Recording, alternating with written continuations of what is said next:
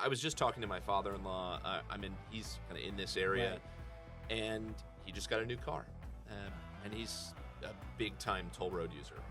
If you're in the Northern Virginia area and you don't take the Dulles tollway, Don't tell him. I feel bad for you. He uses it all the time. Picked me up from the airport. I said, "Man, nice new car. What was it like, kind of switching, the transponder from your old car to this one?" Yeah. And he kind of looked at me puzzled, and he was like, "Yeah, it was simple." I said, "But what did you do? Did you call? Did you go to the website? Did you text somebody?" I think I went to the website, and it was easy. I think sometimes there's people who are journey designers, or Yes. they own a certain channel. Yeah. If they were to hear that, maybe in a survey from my father-in-law, I don't even really remember. I just kind of got it done. They sit there and they say, "Oh gosh, my experience must have been wonderful enough, fantastic enough." You want to know what it was? It was effortless enough. There you That's go. actually There maybe you the go. new bar we should be Yeah. holding ourselves to.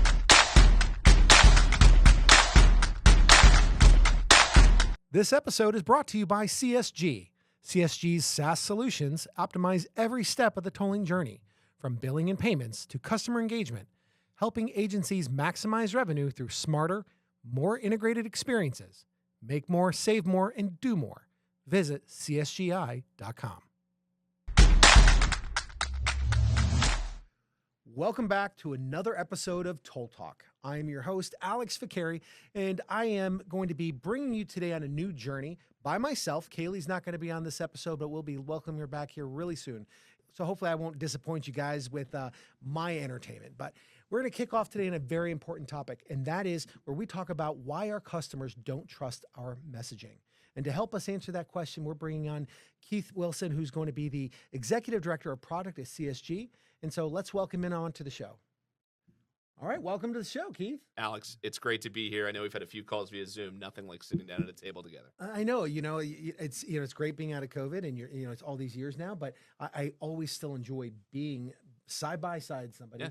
Yeah. I don't get that FOMO. Like I'm actually engaged with people. Just it's awesome to have you here on the show. It's going to be a great conversation today. Absolutely. So let's talk about what we're discussing today, right? We're going to be talking about why the customer doesn't trust our messaging, right? And so we're hoping you bring all this insight and wisdom. But where's all this insight and wisdom come from, my friend? Look, I've had a really phenomenal opportunity to work on mission critical communications for some of the biggest brands in the world. Nice. JP Morgan Chase, Comcast, the list of clients goes on and on. The main thing is this, right? We'll talk a lot about trust and communications. We'll talk a lot about how do you get customers to take action. Right. We as a company, CSG, we powered 13 billion customer communications. Wow. In 2025. Oh, wow. 2026 is going to be a bigger year. Trust me. There's a clear kind of line in what gets customers to drive trust, what gets them to respond. Okay. But I've been with CSG for about 8 years now. I work in the product side, and it's just an incredible opportunity that we've had to help tolling agencies, to help a lot of our clients just get customers to see their message, respond to their message, take action. In this case, it's maybe paying a bill, getting back on the road, sure, switching a transponder, those types of things. Well, and it's this customer experience, customer journey. I think we've had some of your colleagues, Pat and Christine, they've had them on the show. Oh, yeah. And what I love about CSG is that you are so focused, and not to hype you up, inappropriately, but really you are super focused on the customer journey, right? Because I think there's so much noise now, and we are in the relationship building business. Yeah, we've been in it for the long haul. CSG has been doing these types of communications since 2007. Even before then, we were powering mission critical systems that help with billing and payments. Okay. A lot of people know us for that reason. Pat is somebody that he's worked hand in hand with NTTA, other big tolling authorities, print, digital communications, SMS. We do it all. That's great. But I love that you just said you do it all. And I think that's really important because you guys work in a plethora of industries. Oh, yeah. Right? It's not just tolling, right? And I think that's what I'm also excited about. When we had our first conversations and we started connecting, I too I don't just come from tolling and transportation, right? Right. There's so many things that I think we get to bring from the table from other experiences across multiple verticals. Yeah, So tell us a little bit about what you guys have done, like other industries. I work really closely with telecommunications clients, Okay. financial services clients, insurance clients, retailers, big brands. Look, you want to know what they all have in common? It's the same consumer at the end of the day, Yes. right? It's the same phone that you're landing an SMS on. Yeah. And in many ways, a lot of our clients love learning what are other people doing in other industries. Yes. Because Thank we're you. we're really trying to just get customers to do the same thing. Pay attention, understand our message, and take the right kind of next best action. For a retail pharmacy, that means pick up your prescription on time. Right. For a tolling authority, it might be, hey, we noticed you haven't used your transponder in a while. Encouraging people to hit the road, encouraging people to follow up on a violation. It's the same consumer at the end of the day. So when you're looking at that customer journey, again, from multiple sectors, and again, it's the same customer in so many industries, how in your role, tell us a little about your role when you, and how does it play in establishing that continuity, for the customer? Look, Alex, in my role, I focus very much on the technology and making sure that we have something that's extremely useful for our clients. There are so many vendors out there that can send a text message for Absolutely. you. I mean, omni-channel itself has been probably something that everyone's been focused on for a better part of a decade. Right. The problem is people have overachieved on technology and omni-channel, and now you're stuck with an even worse problem, which is there are 4 or 5, 6, 7, maybe 10 different technology environments for you to even be able to get one customer journey executed. The technology I'm referencing to is called CSG Exponent. Yes. It helps us understand you find what's broken in the customer experience, no matter what systems it might use, and then you fix it, right? You find ways in which customers may struggle with particular journeys. Is it getting a transponder for the first time? Is it when you have a new car and you need to transfer that one transponder to another? Exactly. Those types of things. Well, and that's the part that I want to interrupt and share something with you. I think most people, you say what you just said, but I don't think that it resonates with them typically.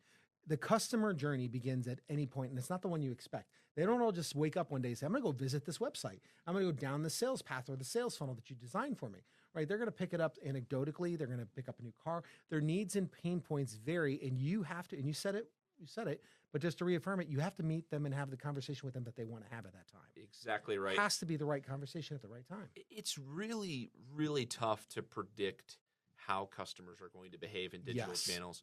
It's really, really difficult to predict. And so the question that most people have is, well, then what should I kind of aim for? Yes. We always say aim for simplicity, aim for consistency, aim for trust. Yes. Right. I know we have a lot to talk about when it comes to trust. And there's been some advancements that will definitely help tolling authorities, especially in light of, I mean, they're still around, maybe not as bad as they used to be, all those SMS phishing scams. That's right. Yep.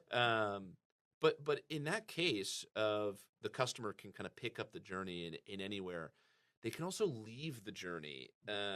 Right. Sometimes it's because the doorbell rang and the dog barked and you just kind of forget what was I even doing. Sometimes it's because the website is really difficult to go through, or you're switching between an email that you got and the link that it led you to, and you're I hear that about websites unless it's ours. That's right. Yeah. I was kidding, but no, you're absolutely right. And they can you pick up that conversation right where they left off, and is it going to be, or are they starting over from scratch again? Yeah, right. And it's I was just talking to my father-in-law. He's kind of in this area, and he just got a new car. And he's a big-time toll road user. If you're in the Northern Virginia area and you don't take the Dulles tollway, don't tell him. I feel bad for you. He uses it all the time. Picked me up from the airport. I said, "Man, nice new car. What was it like, kind of switching, the transponder from your old car to this one?" Yeah. And he kind of looked at me puzzled, and he was like, "It was simple." I said, "But what did you do? Did you call? Did you go to the website? Did you text somebody?" I think I went to the website, and it was easy. I think sometimes there's people who are journey designers, or they own a certain channel. If they were to hear that, maybe in a survey from my father-in-law, I don't even really remember. I just kind of got it done. They sit there and they say, "Oh gosh, my experience must have been wonderful enough, fantastic Yeah. enough. You want to know what it was? Please. It was effortless enough. There you That's go. actually There maybe you the new go. bar we should be Yeah. holding ourselves to. Is it was so easy that he just forgot that he even did it. He just went on with his life and kept using that toll road because it was easy enough. I think Yeah. too often people shoot for having these unbelievably awesome experiences. Yeah. Sometimes you just need to aim for effortless and easy. Well, and that's I think where we should focus next as part of the conversation is, that building the trust, because there's an inbound, outbound communication. There's all this back and forth. But what I'm really kind of curious about is we live in this era right now with customers, whether you're reflecting back on the FBI fraud and text messages that were going on, but we are bombarded with so much. Right? Yeah. Inboxes, every touch point. What is the strategy, or what, how do we look at about separating ourselves and standing out amongst all the noise that's taking place every day? The way that you described it, the noise is by the way, incredibly salient. I mean, that's Yeah. what people are saying Well these said. days. They are just overwhelmed with the amount of messages that they're receiving. Yeah. I mean, just the sheer volume of them. Sure. But then you think about how deeply impersonal or maybe even irrelevant some of these messages are. Yeah. We've basically taught customers to just either ignore or quickly delete. Now, Yes. what's the difference between ignore or quickly delete? It's probably the channel you choose, Yes, right? If you get correct. 31 emails Yep. from your grocery store or your pharmacy, you probably just say, whatever. If you get 20 text messages, that Yeah. alarms you, right? I mean, you've Correct. said before on some of these podcasts in the past, SMS just has a phenomenal open rate. Correct. Well, then use that channel very wisely, Bingo. Thank you. right? Yes. Use that Yes. channel very wisely, because I know how many emails I go to bed at night unread with, but I go to bed every night with 0 text messages unread, and Yes. 95% of them I'm taking action on it. So I'm gonna just reaffirm that for you right now. My unread text messages is 2,696. Emails, I would hope. Emails. Right? Yeah, okay, yeah. Text message, 0. 0. Maybe 1. Right. Just because I've been here, right? But that's it. And when someone sends you a text message and it's Yeah. very clear what they need from you, it's very clear how easy it might be for you to get that done, you probably do it right away. Exactly. Right? Exactly. Now, Make a payment. Yeah. Avoid pain. Like, okay, how I have a pain point. Oh, here's that text message. I need to pay for this. Oh, it's a click of a link. Okay, I'll do it again. And now, as Maya Angelou once said, people don't remember what you said. They don't remember what they did, but they always remember how you made them feel. Right. And so if you're easy to work with, great. Exactly. And I think that this is also, too, where trust comes in. Yes. It is easy to take action on something, but you talk about making a payment. Yeah. Now people's antennas are up. Is this really Yes. that company? Should I click this link? Yeah. And I think in some ways that's where simplicity is one thing. Yes. Agreed. Consistency is another, and trust is kind of the third. Now, they all play into each other. Yeah. When one of my colleagues, Pat, was here last talking about kind of the tolling authorities and how, unfortunately, it's kind of a place where fraudsters have preyed on individuals. I mean, Right. they know that you probably take that toll road if you have that zip code or that area code. Yeah. Right. Right. It's something that everyone's gone through the wrong lane Yeah. once before they made the smart choice of getting a transponder and had to pay by plate. Right. Right. Right. And so it's one of those things where it just became this vector for people to scam people. Yeah. There's been strategies in the past that led to us building that sense of trust so that you get the Yeah. payment on time. There are way better technologies in place to where you can have a verified, reliable Right. conversation where people really know it's you, the tolling authority, reaching out. And I think it's important to also frame up for our viewers and anybody watching here today is when you talk about trust, what does it mean to build trust, right? Especially at an agency level. Yeah. But think about it. To me, it starts with, where do you have trust in your life? If you're an agency, you're an executive director or marketing director, or whatever your role is, in an agency, where are the points in your life where you are seeing that trust, right? And I always use some brief examples I use all the time are like Chick-fil-A, right? Yep. You go to Chick-fil-A, no matter which Chick-fil-A you go to, what happens? You know how they're going to greet you. Yep. You know the taste of the food. You know the color of the building. You know where the bathroom's going to be. Yep. You have trust because there's familiarity, Mhm. there's consistency, Right. cohesiveness, and so no matter where you go, whether it be your favorite or not, you trust them. Yeah. Right. And so that makes the transaction easy. And so I think as an agency, which is a much different transaction than buying some chicken nuggets, I Right. think at the end of the day, it's every one of those touch points. And those touch points, again, going back, could be, it may start with an email, a video, a reference, a friend, a Google rating, wherever it's going to be. But there has to be a focused effort to do that, and to measure it more, to your point, is really what's got to happen. So let's look at, how is there a trust challenge, like a trust fall? What's a trust challenge? Like, what do we do there? So I see this in two ways. The way number one is consumers have to just trust the experience itself. Right. But I'm actually going to start with the different side of the coin, which is those who are working at an agency have to trust that they actually have access to the data and understand what's going on. Very true. What we find, let me take a kind of outside of tolling Yes, example please, here, please, right? please. A major retailer, a grocery store. Okay. Let's just go with a grocery store. Everybody's gone to one of those at least, twice Yeah. this week, probably. Maybe that's your pharmacy too. Yes. That's the place where you buy your, birthday cake. There's so many kind of things that kind of one retailer can be to you. But unfortunately, that means that every single one of those marketing directors or ops directors might have a series of campaigns that you could go into. Alex, I don't know many things about you. This is maybe my third time I've met you. Yeah. I know that you don't want 35 emails from your grocery store. That's a fair assessment. Okay. Fair. And I know that you won't read them. 34 either. is one thing, 35. Yeah. This is the barrier, Yeah. right? So look, trust actually comes mostly from, can we create a type of experience where we only get the message that matters the most? Yes. Prioritized, and all the other messages go away, because it just leads to confusion, right?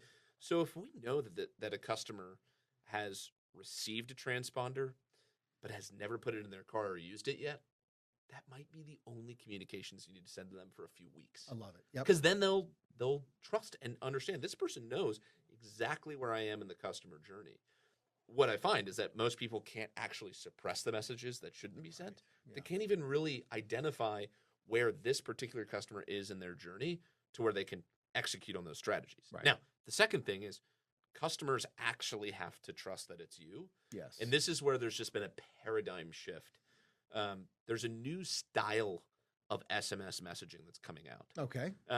For years and years and years, people have said the way that we can get people to trust us is we can have a mobile application or we can have a website where people log in. Right.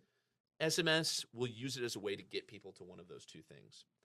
You're now going to be able to have a verified, this is, the Pennsylvania Turnpike reaching out to you, kind of verified experience with a new generation of SMS that's called RCS. It's a new kind of programmatic standard that's been put out by Google. Obviously, they have a vested interest. They have the Android platform. Yep. But Google and Apple shook hands on saying, we need SMS to be something that everybody trusts. Right. And so if you sign up with an RCS for business vendor like CSG is, you can get your logo in the top corner, a verification symbol. You're probably seeing these in your phone right now. Yeah, seeing them now. Yeah, absolutely. And Apple had them, when it's a verified message from Apple, right? That's right. Builds trust. Exactly right. Yeah. Good. So now, and that's to me an exciting touch point. So have you had conversations with agencies that said, oh yes, I really want to know about that? Or has anybody come to you and said, here's a pain point, and they've been able to have that active discussion?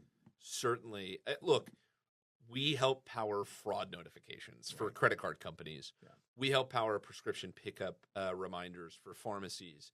We help power billing notifications for telecommunications companies. Maybe that's the one that's billing communications happen and tolling all the time. When you have these moments where if the customer takes immediate action, you'll get paid for it. Right. That's when channels like this get deployed. Now, what I find is operators go, I already have enough channels. I can't keep them coordinated. I can't actually send the messages that I want on a customer by customer level. Why would I think about a new version of SMS? I'm barely getting kind of what I have off the ground.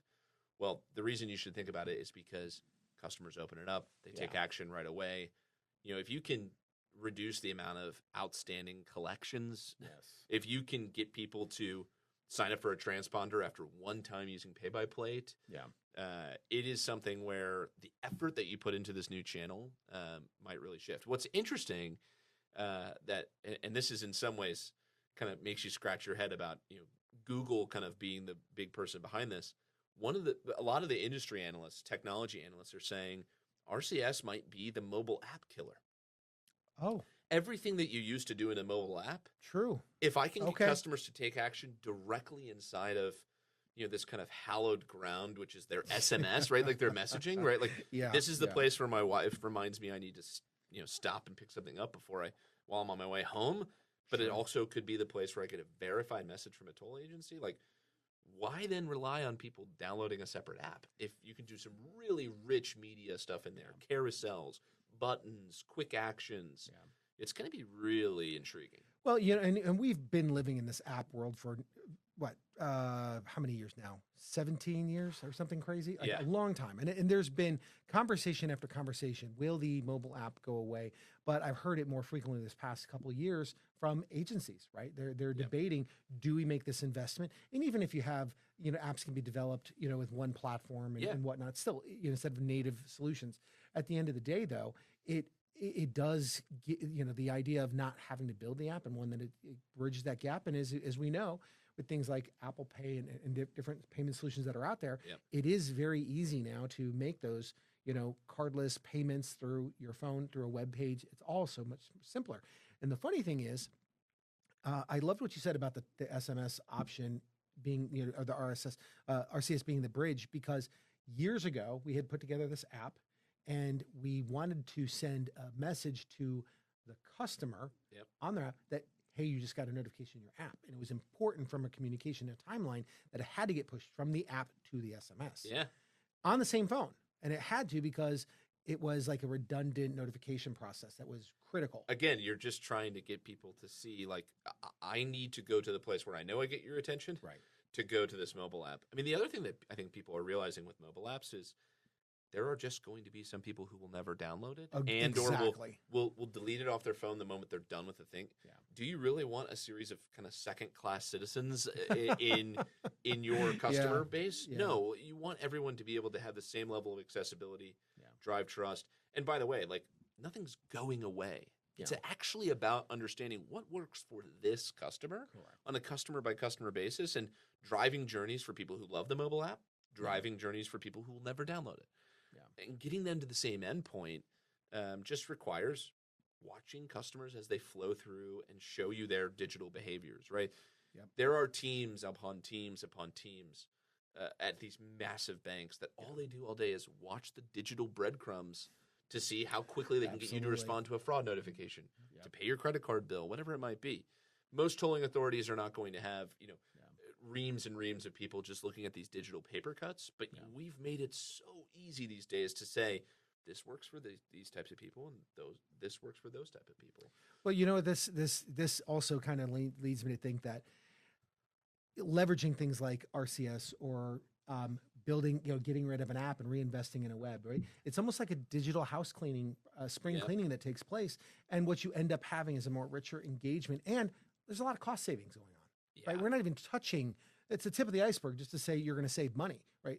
The amount of money, manpower, hard costs. I mean, you name it. It's going to, and it's going to create a better customer experience. Yeah, so we have to remove the stigma away from it's going to be a bad thing to do. Right? At CSG, we like to think about the value of customer experience as ultimately driving one of three things: is this going to help you make money? Yep. Save money, or build brand equity?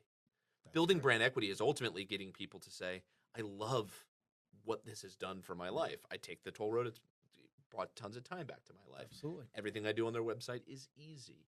It's that kind of word of mouth. Why in God's green earth would you not have a transponder in your car? That's the brand equity side. Make money, it's clear. Save money, it's also very clear. Now, the interesting thing is you're going to have a lot of people touting artificial intelligence as kind of like the end-all be-all for all three of those things. I think there's plenty for us to discuss when it comes to AI. Yeah. But ultimately, just kind of looking back on our conversation thus far, you have to send customers communications that are highly relevant to them. Correct. They have to be very clear, simple, and they have to be trusted, right? If you get that right, it can lead to that kind of make money, save money, build brand equity kind of gain of experience that's out there. But I think even to that point, though, you have to start with make those decisions and know how to do it. You got to start with good data, right? You got to do the research, you got to do the data. So now a message from our sponsor. The business of tolling is complex. Trusted by the world's most respected brands, CSG transforms every customer interaction, communications, billing, payments, and more into a smarter, more profitable outcome. Make more, save more, do more. CSG, solving tolling's toughest challenges simply. Tell me from like a macro customer trend, what are you seeing, what customers are expecting now, and how does that help you fuel your decisions, and what is the data telling you? Yeah, so that's the thing. You hit the nail on the head. Data unbelievably is just this critical foundation to what customers expect. And what customers expect is that you can show them that you know them, right? That you actually Well said. Yeah, you know what's going on, right? We have just released a kind of a state of the customer experience 2026. And what we did is we put out a survey to those who are in our customer base, right, and said, what's it like to get these types of communications from your insurance company or from your pharmacy or whatever it might be? And their answer was incredibly clear, which is, if you don't show me that you know me right away, I'm going to ignore it or delete it. Amazing stat. We asked about, what about the actual message, like the words they use and this, that, and the other? 70%, 7 out of every 10 people that we surveyed said, I really don't care about the words that they use. I barely even read them. I kind of just look to see, is this urgent or is this not urgent? Yes. So that kind of leads to the next research question for us, which is, well, how do you discern what is the difference between an urgent message and a non-urgent message? 59% of people said, I get confused all the time, and the number one thing that I do is I delete a message, and it's only after it's deleted that I say, oh no, that was like a billing notification. That was an urgent account alert. But again, like as American consumers here, what do we say? Oh, they'll just text me tomorrow. Exactly. And it's just the cycle perpetuates. So I guess the question is, it's a big task, right? So you have 10 million, and let's look at one agency, right? You have 10 million drivers in one agency. How in the world are agencies supposed to keep up with that kind of customer demand for support and attention, right? I don't think it can be left to the humans to do, right? Yeah. I mean, we're going to bring up the buzzword, right? AI. Yeah. There it is. So I'm a bit of a contrarian when it comes to AI. Okay. In that look, it is going to radically change our world. It has radically changed our world. I just think AI is not this Band-Aid fix-all. No. AI needs to be incredibly focused. Incredibly focused. There's a very particular lens that I like to look through it at. I also think AI has so shifted from in the last 3 years. Oh, sure. We need to look at a month of AI like we look at a year of typical other technology, and constantly be kind of just examining what we think is ground truth. I have a few examples, if you don't mind. This is kind of a Keith Wilson monologue here. Feel free to cut me off. Well, let me start before you, because I want to hear everything. And I think what people need to understand is that AI has been around for a while, but got rebranded 3 years ago, and now it's got new energy, right? And so we're here, and I always tell people it's, I look at a power drill, right? And if I gave you this table right here, and I gave you 1,000 screws and said, screw them all, and I give you a screwdriver, you'd be miserable, right? That's right. But at the time, if that's all you knew, it'd be one thing, right? But what are we not going to get from you? We're not going to get the creativity. We're not going to get the next level product. And so I look at AI as the power drill of our generation. Right. Right. And so now we can do better things. But I agree with you. It's not an end all be all magic bullet. Yeah. Right. So, but please continue on. No, I love this metaphor in some ways. And look, it gets to the heart of things, which is this ultimately has to be a tool for productivity. Right. When I think about how your marketer, operations director, communications director should be looking at the world of AI, ultimately at CSG, we see that AI comes down to making one of two investments.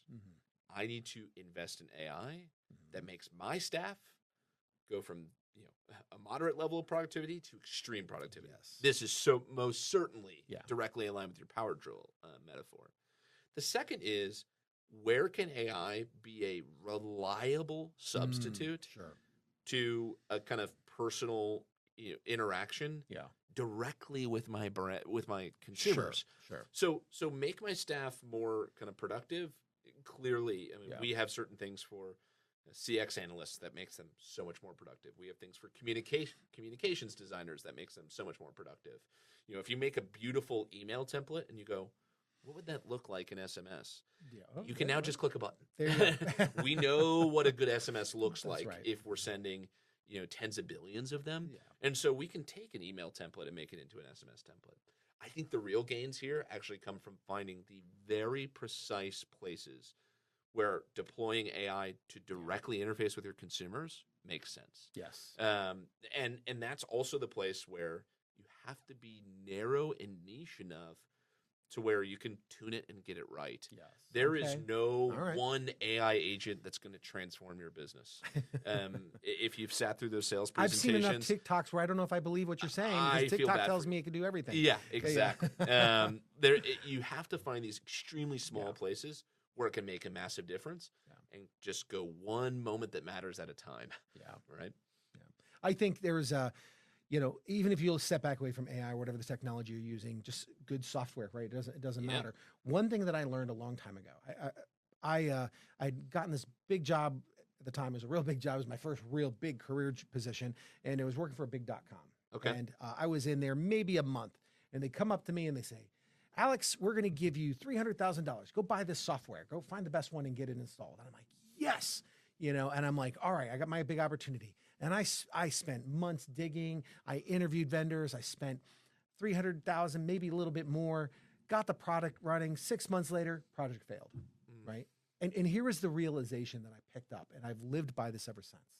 You cannot put technology in place of a good process. Isn't that right? And if you do not have that, the process, it is everything. All the technology do is magnify the flaws, right? And so AI, I mean, yeah, it's a little bit more sentient in the sense that it can, you know, help you avoid the pitfall. Yeah, but it is not the end all be all, but it is, I agree, a powerful tool. So let me ask you the challenge now for you, right?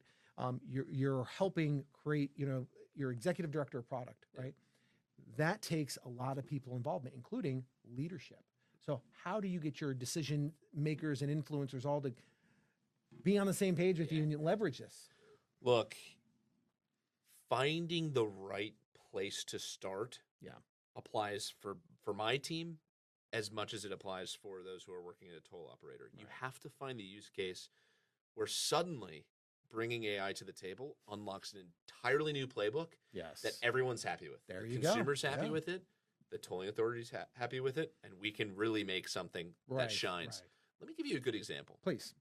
Collections. Yes. Collections, people love to avoid you're 30 days late, you're 45 days late, you're 60 days late. Sure. We've done a lot of research on collections, and what we find is that most people who are in that type of situation are not actually actively malevolent trying to kind of get back at you. They just don't have confidence it's going to be easy to resolve that. They're choosing which bill to pay this week, et cetera, et cetera. You want to know what else they feel? Please. They feel shame. They don't want someone. Good point. They don't want someone to call them and breathe down their neck. It's the first thing that they'll. Yeah. How can we remove a little bit of that shame? Yeah. I'll talk to a robot about, hey, I'd be happy to pay you next week. Right. But please don't charge me another late fine. In fact, I can give you $20 now, and I can give you $40 later. Don't deactivate my, don't deactivate my toll pass. I'm going on a big road trip. Right. Could AI actually interface with a customer and provide a, private and dignified way of getting out of, that collection scenario?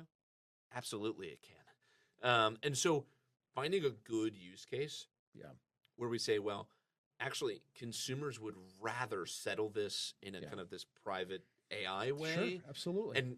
And by the way, your staff doesn't want to make collections calls all day either. Of course not. Right? Yeah. Now, sometimes too, though, you have to say, is the current solution working? And you want to know what's funny about being at CSG is like, you want to know what really works?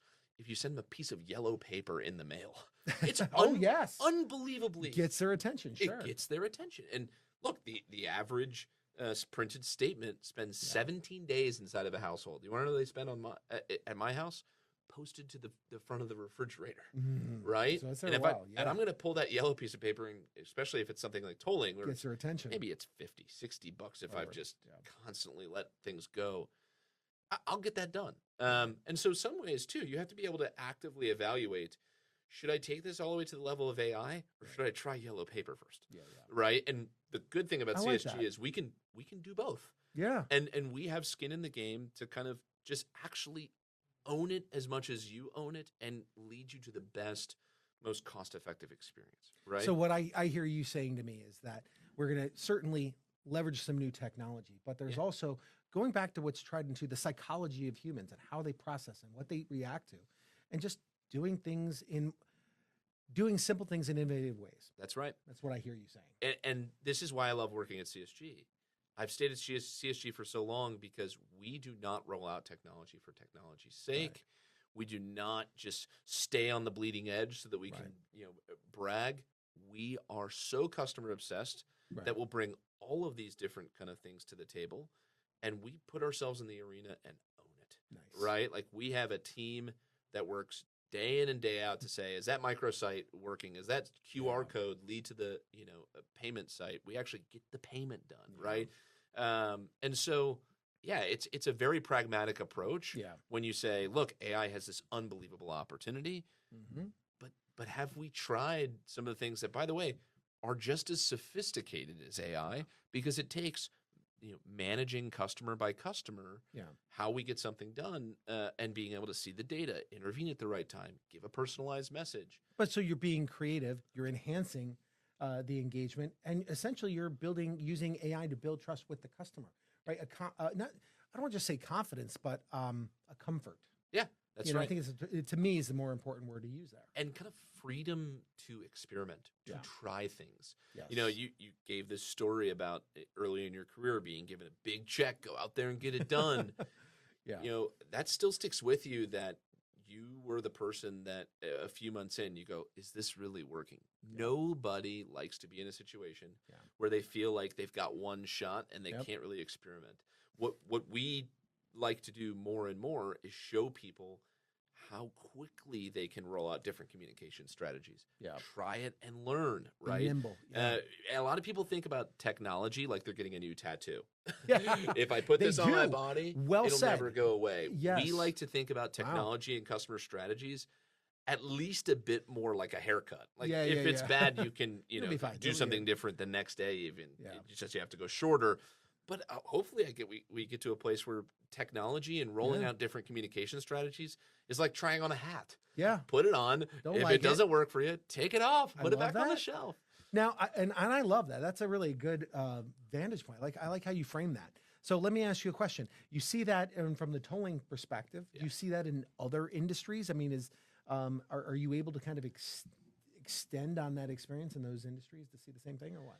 If we get to a place where consumers like how simple our communications are, reliable our communications are, or consistent and trustworthy our communications are, you can try a lot of new things, and you can kind of reach out to very micro segments in a variety of different ways, see what's working, get a control group, test and learn. It's happening everywhere. I think a lot of people that are listening will probably say, oh, I bet this brand works with somebody like Keith, because it's really unique. You also can very quickly identify maybe who doesn't. I'm on the road a lot. It's why it was so easy to come see you. Just happened to be here. Nothing makes me chuckle more when I go to a hotel. I'm already in the hotel, slightly unpacked, watching Shark Tank, eating DoorDash. And I get a text that says, your room is now ready for check-in. I'm like, oh boy.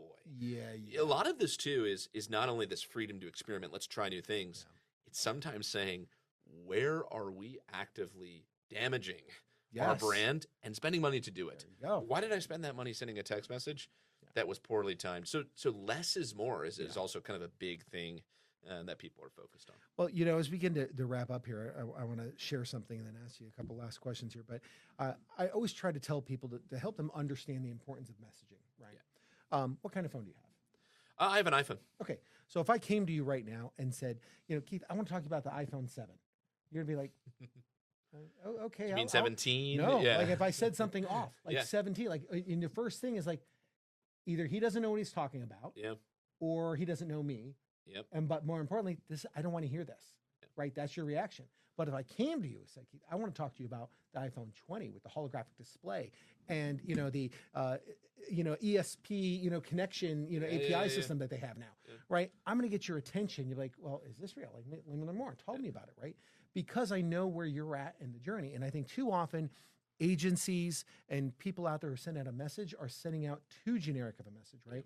And they're not, again, going back to the point earlier on you made, is meeting customers where they're at. And so as I think about this here, it's, if I asked you a question right now, which where do you think the state of the customer experience is in nowadays, especially in tolling?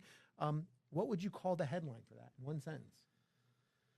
I think in a world of customers being overwhelmed, you have to be a source for clarity. And sometimes clarity means sending less. Yeah. Sometimes clarity means seeing exactly a set of signals that leads to you sending a very particular message. Clarity, I think, matters most. Yeah. The thing that is an unbelievably enviable position that tolling has that most industries don't is probably 1% of the customer journey is customer acquisition, marketing. Oh, true. Yep. 99% is I have a relationship with this person. I know how much they drive. I know how many cars they have. Yes. I know where they go, especially if you have AET and I can see all the different transponders you go to. Right. Tolling has an absolute plethora of data to where that level of personalization can really step in. I mean, E470 knows, I'm from Denver, Colorado. I probably should have mentioned that, I don't know, 25 minutes ago. Yeah, that's okay. That's all right. E470 knows how many times my wife in the truck uses the toll road when she's coming home from skiing. Right. If there's going to be some sort of message that they send to her, they have all the data they need to do something personalized. Love that. It's just about having enough dynamism and a piece of technology that can show you the amount of communications you might be sending to know then the ones that you should prioritize. To show you the amount that you could overwhelm people to where you can create kind of signal from noise. So, look, in an age where people are overwhelmed by communication, clarity and personalization probably matter most. And look, that's the playbook that's working. It works when you're getting people to kind of wake up and take an offer. It works when you're getting people to kind of follow up and resolve something like, a delinquent account. And it's been really fun to work with a lot of the tolling agencies and authorities and back office providers too. I mean, we know you have other technology. We work with that technology, right? Big sandbox. We all play really well together. Yeah, you have to be interoperable in that way to show some aha moments where people say, we're sending less, but we're getting quicker payments. Right. We're sending less, but people are taking action and getting a transponder more quickly when they go through something like pay-by-plate. So that shortening the cycle to get more action and get kind of customers to progress the customer journey. Right. Once it starts working, it is so fun. And it's beautiful, quite honestly. I don't know what to say about that, but it's beautiful. I appreciate that. Yeah, obviously, absolutely. Beauty's in the eye of the beholder. You and I must see the world pretty similarly. That's right, my friend. That's right. So in this last question, I'm going to ask you, what excites you about the next chapter in technology at CSG? Is it RCS, AI, the human condition? Talk to me. What's next? Wow. Look, what I think is really interesting is we've, like you said, AI got a rebrand 3 years ago. Yep. But in that rebrand, certain kind of common conceptions of AI really have kind of gone into the world of myth. For example, oh gosh, AI is so expensive. Yeah. Actually, if you look at the core of AI, it's gotten 240 times cheaper since 2023. Beautiful. It's like what used to cost $50,000 costs $210 now. Yeah. So what might have been out of someone's price range is now something that people of all different shapes and sizes can entertain. What used to be really hard to get done technologically, it'd be that 16, 18, 20-month project where you have to get tons of people involved. Unbelievable how much one person can get done if they are resourceful these days. Sure. I mean, that's the thing I'm most excited about is no matter the size of the team you have, no matter the budget you have, if you work with people who have agency, who can get something done, they believe in what they're doing. I mean, we are in an age where you can make incredible transformational moves with a smaller team and less money than ever. You just have to kind of find that magic of people who can climb the mountain and come back down over and over again. And we have a lot of those folks who I work alongside with every day. Oh, that's nice. That's honestly what it gets me most excited is just we have this really special culture and team at CSG. And it's part of it is just we're in a place now where it's unbelievable how people can get things done. Yeah. Well, we definitely live in a world where there are two-man companies that are billion-dollar organizations now. It's right there. Yeah. But, well, listen, I definitely want to thank you for being on the show today. It was a breath of fresh air. I'm glad you had brought on a lot of stuff that I listened to and I believe in to hear what you guys are doing over CSG. And more importantly, the leadership's vision aligns with the needs of the customers. That's right. And so I think that's fantastic. And I think it's refreshing to hear for a lot of our audience as well. So pleasure's all mine. Thanks for being here. You know, you're part of a very short list of people who've been in person. Look, you know, we've had recently a couple of visitors, and I'll tell you, I hope you enjoyed the visit. It was great. Awesome. Absolutely. This is an unbelievable environment. You guys have created such an incredible thing here. Appreciate it. And I'm really thankful for all those listening. And thank you very much. Yeah, we're here. Yeah, there you go. Well, listen, thank you very much. And thank all of you for listening in and joining us on the show. We hope you'll turn in next time for our next episode. Until then, thanks for watching your #1 podcast in the transportation industry, Toll Talk. I'm Alex Fakeri, signing off for today. Take care.